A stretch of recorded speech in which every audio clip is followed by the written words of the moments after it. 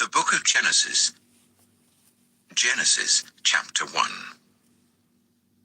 In the beginning, God created the heavens and the earth. Now the earth was formless and empty. Darkness was over the surface of the deep, and the Spirit of God was hovering over the waters. And God said, "Let there be light." And there was light. God saw that the light was good, and he separated the light from the darkness. God called the light day, and the darkness he called night.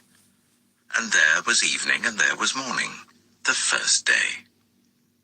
And God said, "Let there be a vault between the waters to separate water from water." So God made the vault and separated the water under the vault from the water above it. And it was so. God called the vault sky. And there was evening and there was morning, the second day.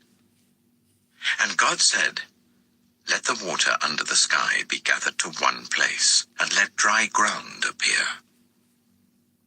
And it was so. God called the dry ground land, and the gathered waters he called seas. And God saw that it was good. Then God said, "Let the land produce vegetation, seed-bearing plants, and trees on the land that bear fruit with seed in it, according to their various kinds." And it was so. The land produced vegetation, plants bearing seed according to their kinds, and trees bearing fruit with seed in it according to their kinds. And God saw that it was good. And there was evening and there was morning, the third day. And God said, "Let there be lights in the vault of the sky, to separate the day from the night, and let them serve as signs to mark sacred times and days and years. And let them be lights in the vault of the sky to give light on the earth." And it was so. God made two great lights, the greater light to govern the day, and the lesser light to govern the night. He also made the stars. God set them in the vault of the sky to give light on the earth, to govern the day and the night, and to separate light from darkness. And God saw that it was good. And there was evening, and there was morning, the fourth day. And God said, "Let the water teem with living creatures, and let birds fly above the earth, across the vault of the sky." So God created the great creatures of the sea, and every living thing with which the water teems, and that moves about in it, according to their kinds, and every winged bird according to its kind. And God saw that it was good. God blessed them and said, "Be fruitful, and increase in number, and fill the water in the seas, and let the birds increase on the earth." And there was evening, and there was morning, the fifth day. And God said, "Let the land produce living creatures according to their kinds, the livestock, the creatures that move along the ground, and the wild animals, each according to its kind." And it was so. God made the wild animals according to their kinds, the livestock according to their kinds, and all the creatures that move along the ground according to their kinds. And God saw that it was good. Then God said, "Let us make mankind in our image, in our likeness, so that they may rule over the fish in the sea and the birds in the sky, over the livestock and all the wild animals, and over all the creatures that move along the ground." So God created mankind in his own image. In the image of God he created them, male and female he created them. God blessed them and said to them, "Be fruitful and increase in number. Fill the earth and subdue it. Rule over the fish in the sea and the birds in the sky, and over every living creature that moves on the ground. Then God said, I give you every seed-bearing plant on the face of the whole earth, and every tree that has fruit with seed in it. They will be yours for food, and to all the beasts of the earth and all the birds in the sky and all the creatures that move along the ground, everything that has the breath of life in it, I give every green plant for food. And it was so. God saw all that he had made, and it was very good. And there was evening and there was morning, the sixth day. Genesis chapter 2. Thus the heavens and the earth were completed in all their vast array. By the seventh day, God had finished the work he had been doing. So on the seventh day he rested from all his work. Then God blessed the seventh day and made it holy, because on it he rested from all the work of creating that he had done. This is the account of the heavens and the earth when they were created, when the Lord God made the earth and the heavens. Now no shrub had yet appeared on the earth, and no plant had yet sprung up. For the Lord God had not sent rain on the earth, and there was no one to work the ground. But streams came up from the earth and watered the whole surface of the ground.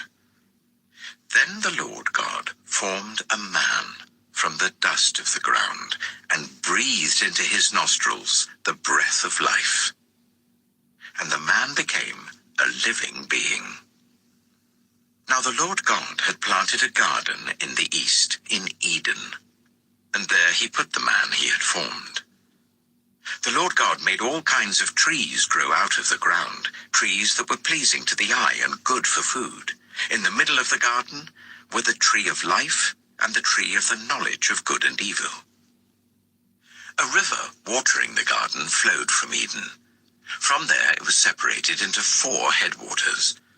The name of the first is the Pishon. It winds through the entire land of Havilah, where there is gold. The gold of that land is good. Aromatic resin and onyx are also there. The name of the second river is the Gihon. It winds through the entire land of Cush. The name of the third river is the Tigris. It runs along the east side of Ashur, and the fourth river is the Euphrates. The Lord God took the man and put him in the Garden of Eden to work it and take care of it. And the Lord God commanded the man, You are free to eat from any tree in the garden, but you must not eat from the tree of the knowledge of good and evil, for when you eat from it, you will certainly die. The Lord God said, It is not good for the man to be alone. I will make a helper suitable for him. Now the Lord God had formed out of the ground all the wild animals and all the birds in the sky. He brought them to the man to see what he would name them, and whatever each living creature, that was its name. So the man gave names to all the livestock, the birds in the sky, and all the wild animals. But for Adam no suitable helper was found. So the Lord God caused the man to fall into a deep sleep. And while he was sleeping, he took one of the man's ribs, and then closed up the place with flesh. Then the Lord God made a woman from the rib he had taken out of the man, and he brought her to the man. The man said, This is now bone of my bones and flesh of my flesh. She shall be called woman, for she was taken out of man. That is why a man leaves his father and mother, and is united to his wife, and they become one flesh. Adam and his wife were both naked, and they felt no shame. Genesis chapter 3. Now the snake was more crafty than any of the wild animals the Lord God had made. He said to the woman, Did God really say, You must not eat from any tree in the garden? The woman said to the snake, "We may eat fruit from the trees in the garden, but God did say, 'You must not eat fruit from the tree that is in the middle of the garden, and you must not touch it, or you will die.'" "You will not certainly die," the snake said to the woman. "For God knows that when you eat from it, your eyes will be opened, and you will be like God, knowing good and evil." When the woman saw that the fruit of the tree was good for food and pleasing to the eye, and also desirable for gaining wisdom, she took some and ate it. She also gave some to her husband who was with her, and he ate it. Then the eyes of both of them were opened, and they realized they were naked. So they sewed fig leaves together and made coverings for themselves. Then the man and his wife heard the sound of the Lord God as he was walking in the garden in the cool of the day. And they hid from the Lord God among the trees of the garden. But the Lord God called to the man, "Where are you?" He answered, "I heard you in the garden, and I was afraid because I was naked, so I hid." And he said, "Who told you that you were naked? Have you eaten from the tree that I commanded you not to eat from?" The man said, "The woman you put here with me, she gave me some fruit from the tree, and I ate it." Then the Lord God said to the woman, "What is this you have done?" The woman said, "The snake deceived me, and I ate." So the Lord God said to the snake, "Because you have done this, cursed are you above all livestock and all wild animals. You will crawl on your belly, and you will eat dust all the days of your life. And I will put enmity between you and the woman, and between your offspring and hers. He will crush your head, and you will strike his heel." To the woman he said, "I will make your pains in childbearing very severe. With painful labor you will give birth to children. Your desire will be for your husband, and he will rule over you." To Adam he said, "Because you listened to your wife, and ate fruit from the tree about which I commanded you, you must not eat from it. Cursed is the ground because of you. Through painful toil, eat food from it all the days of your life.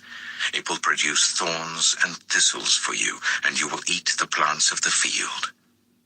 By the sweat of your brow you will eat your food, until you return to the ground, since from it you were taken.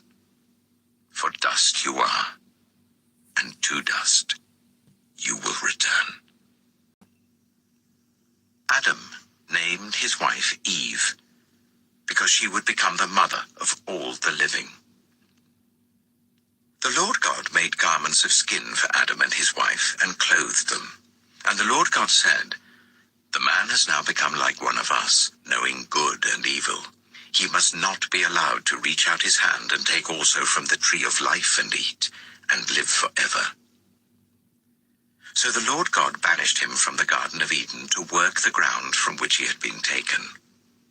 After he drove the man out, he placed on the east side of the Garden of Eden cherubim and a flaming sword, flashing back and forth to guard the way to the tree of life.